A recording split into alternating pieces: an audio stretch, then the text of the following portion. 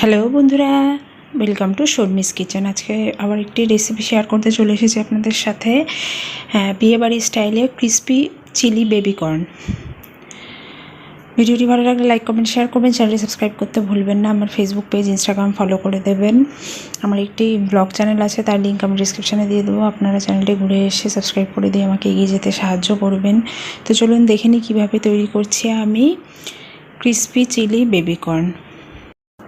এখানে আমি বেবিকর্ন নিয়েছি, ভালো করে ধুয়ে রেখে দিয়েছি। এবার এগুলোকে আমি পিস পিস করে নেব। আমি এখানে বেবিকর্নটা ভালো করে কেটে নিয়েছি ছোট ছোট টুকরো করে। এবার এটাকে ভালো করে সিদ্ধ করে নেব। তার জন্য একটা পাত্রে জল বসিয়ে একটু লবণ দিয়ে দিচ্ছি। দিয়ে জলটা ভালো করে ফুটে উঠলে বেবিকর্নের টুকরোগুলো দিয়ে ভালো করে সিদ্ধ করে নেব। আমার এখানে ভালো করে সিদ্ধ করা হয়ে গেছে। এবার আমি এটা জল ঝরিয়ে একটা পাত্রে তুলে নেব। বেবিকর্নটা কোটিং করার জন্য এখানে আমি চালের গুঁড়ো, ময়দা আর কর্নফ্লাওয়ার নিয়েছি।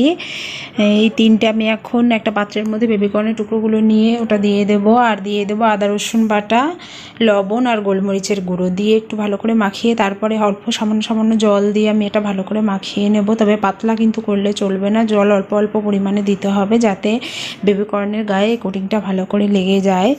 মাখানোর পরে আমি এটা ভেজে নেব। কড়াইতে সাদা তেল দিয়ে দিয়েছি আমি। তেলটা গরম হলে আমি বেবিকর্নগুলো একটা একটা করে দিয়ে ভালো করে ভেজে নেব লাল লাল করে।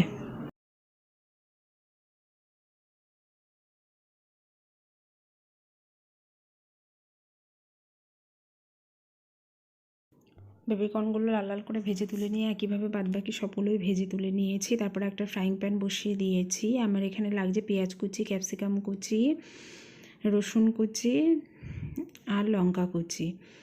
আমি এবার ফ্রাইং প্যানের মধ্যে সাদা তেল দিয়ে দেবো। তেলটা গরম হয়ে গেলে এগুলো সব আমি দিয়ে দেবো। দিয়ে একটু ভালো করে ভেজে নেব। তারপরে এর মধ্যে দিয়ে দেবো আমি আদা বাটা, দিয়ে ভালো করে ভেজে নেব।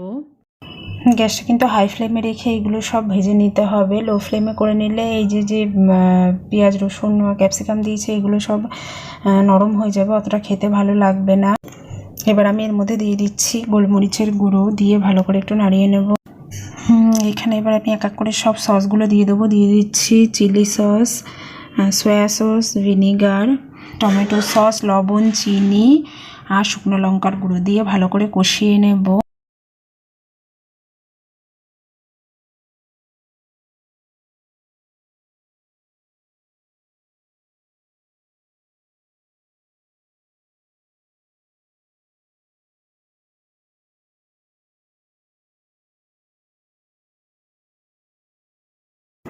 আমার মশলাটা ভালো করে কষানো হয়ে গেছে। এখানে আমি সামান্য পরিমাণ জলের মধ্যে 1 চামচ কর্নফ্লাওয়ার দিয়ে ভালো করে গুলিয়ে নিচ্ছি। দিয়ে মশলাটার মধ্যে আমি এটা দিয়ে দেব। দিয়ে ভালো করে একটু কষিয়ে নিয়ে তারপরে যে বেবিকর্নগুলো ভেজে রেখেছিলাম ওগুলো দিয়ে দেবো। দিয়ে ভালো করে এটা 2-3 মিনিট আমি হাই ফ্লেমে ভালো করে মিশিয়ে নেব।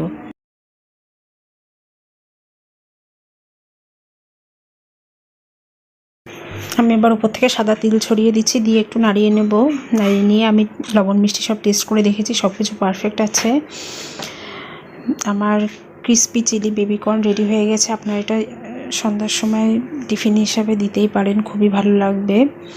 ভালো লাগলে লাইক কমেন্ট শেয়ার করতে ভুলবেন না। চ্যানেলটি সাবস্ক্রাইব করে দেবেন। আবার অন্য কোনো দিন অন্য কোনো ভিডিও নিয়ে চলে আসবো। ধন্যবাদ।